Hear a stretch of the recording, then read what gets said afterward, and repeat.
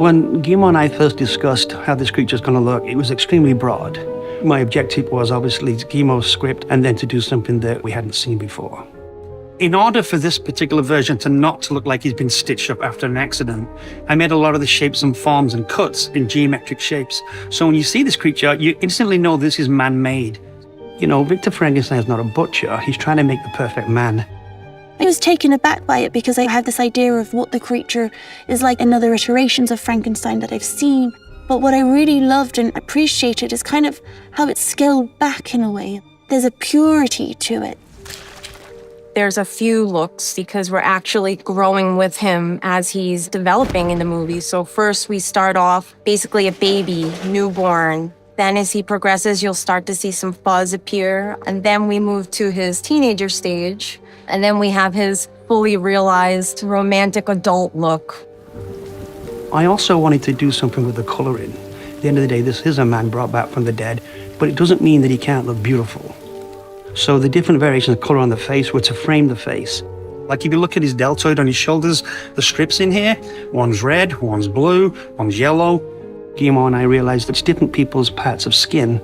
They age different and they discolor different. So I just played around with colors and forms and shapes that would make the actor's body feel powerful and feel put together, but put together by a man. Michael is genuinely one of the finest artists I've ever encountered. All I needed to be was the perfect still canvas for him to paint life onto. When we're doing the makeup process for Jacob's head and hands, it's normally 3 of us. But when we do the full body, there's 5 of us on that. And literally for 9 hours, it's 5 of us constantly going. The full body is actually 42 pieces. And normally with a makeup like this, you can overlap an appliance. So you got a little room for error. But since I broke the makeup up along the actual cuts and stitches where Frankenstein put him together, like a jigsaw puzzle, it's very exacting and takes a little longer to apply. But look much more man-made. Death! Now there lies the challenge. The tricky thing about putting Oscar's character together was to make sure that there was always room to move somewhere. When we see him as a young man in medical academy, he's got sideburns and he's, quite rugged looking, and that's sort of essentially his best look in the movie. Guillermo wanted to see Oscar's hair growing to show time passage. So the first look that you see him in is his own hair. Tim, who works with Oscar, joined us, and he did a beautiful job.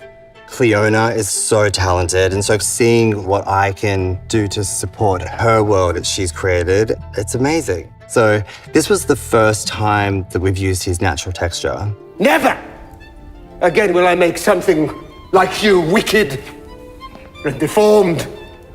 At the wedding, Guillermo wanted the hair additions to show a mid-length because now he's falling apart, time has passed. He starts to become much more broken down. So I started to remove elements of work that I would do to make Oscar look healthy, and the fatigue started to show, the exasperation and exhaustion started to show, and then it sort of makes its way through that look into his Arctic look. We actually started out with Oscar basically near death. He's been out in the Arctic. It's a severe exposure makeup. He's got frostbite. Frankenstein's hair is long, it's messy, and he starts to resemble the creature. Now, run. So much of his character is conveyed through the hair, through what it's doing, how it's changing. All those things were just languages of expression. You should not go near it. It. Yes. Mia's prep alone takes about 25 minutes, and to put the wig on is another 20 minutes, and then about 15 minutes of styling. The wig is handmade and took about 8 weeks to make or more. The level of craftsmanship is unparalleled. I've never experienced anything quite like it. It's all 36-inch hair dropped down on panels and pinned onto Mia's hair prep underneath the wig, which is not normally done. So the movement would be more natural. The hair, the makeup, the scarring. There's not a single thing that means nothing. Everything means everything. So everything has a curation and a dedication and a passion that is very uncommon in films these days.